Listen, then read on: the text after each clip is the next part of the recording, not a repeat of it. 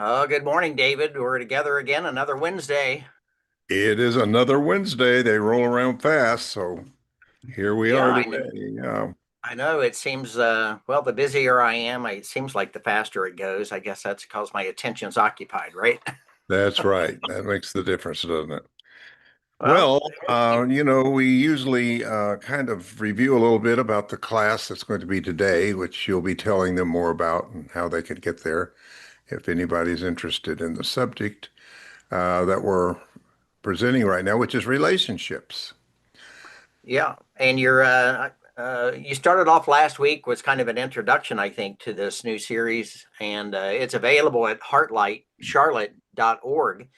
And people can tune into that live every Wednesday at 11 a.m. But they can catch it as a recording at that website for 90 days after the class is over. And there's even a free download of your PDF booklet on relationships there. Yes, absolutely. Absolutely. And you're going to be delving into today, I think, the idea of the three different levels or types of relationships. What's that? Soulmates, starmates, and twin flames? Correct. Yes. Very good. I thought I just mentioned the relationships itself, kind of an interesting word. Um, I think relationships are the issue today. The world is changing so quickly and so fast. And for the last few decades, we've heard of this teaching by Eckhart Tolle on the new earth. Right. Well, I'm going to make it clear today the difference between the new earth and the new world order. Mm, It's two different things completely.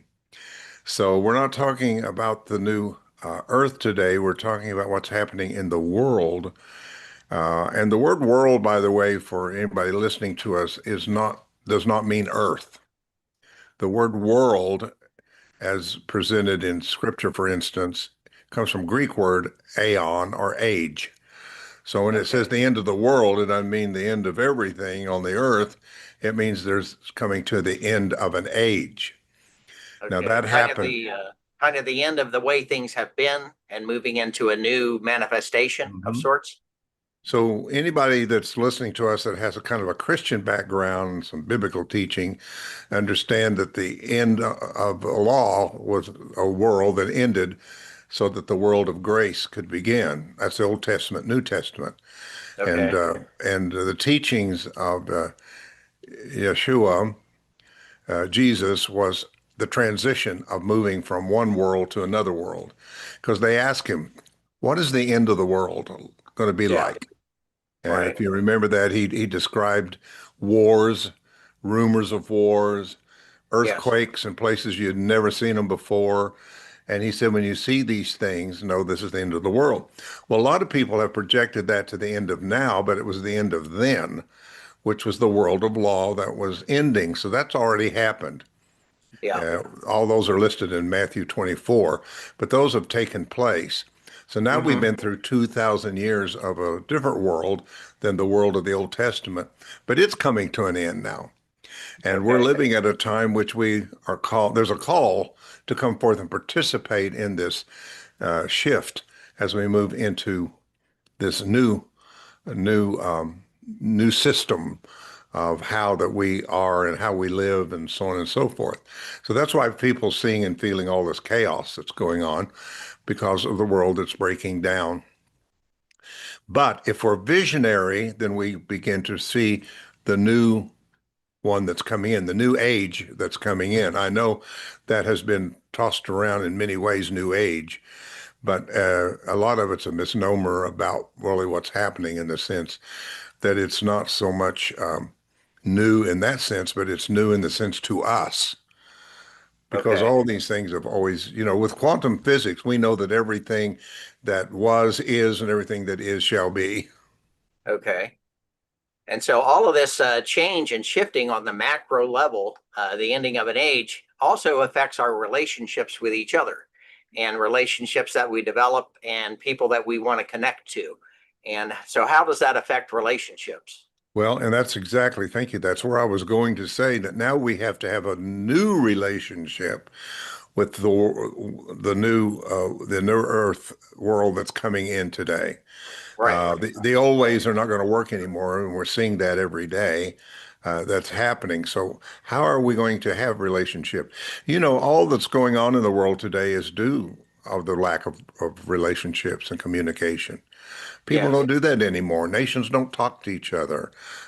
People don't talk to each other. We just kind of get in our own little lane and box and stay there, but we don't compromise with each other.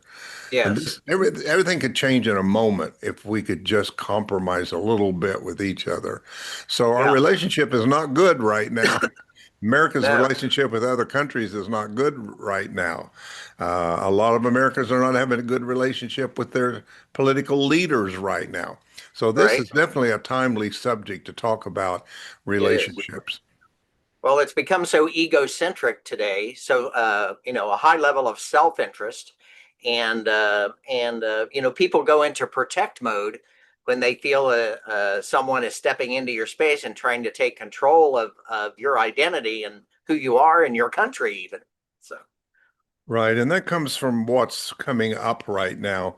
I often teach that at the end of an age like this, all of the issues of the past age that's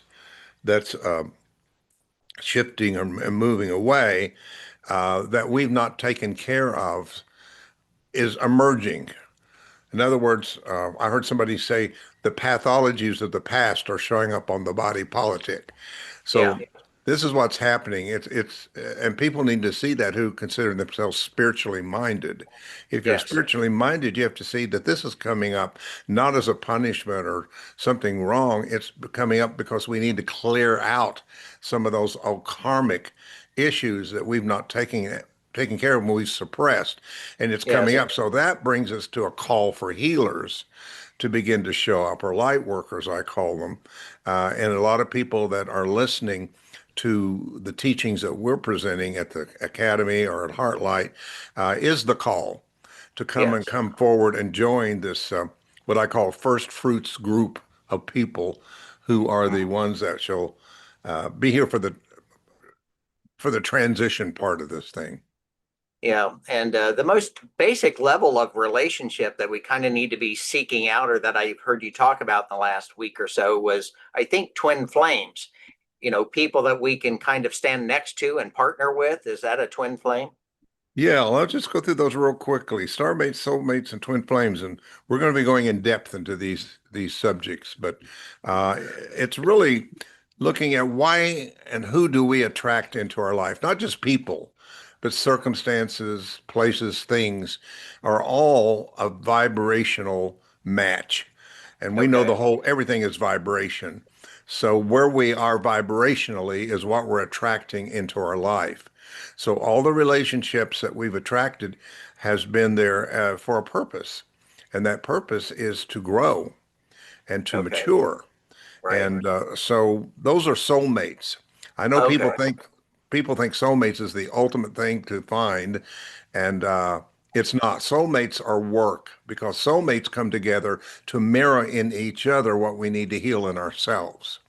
Yeah, that's Those, for sure. yeah, that's a tough one.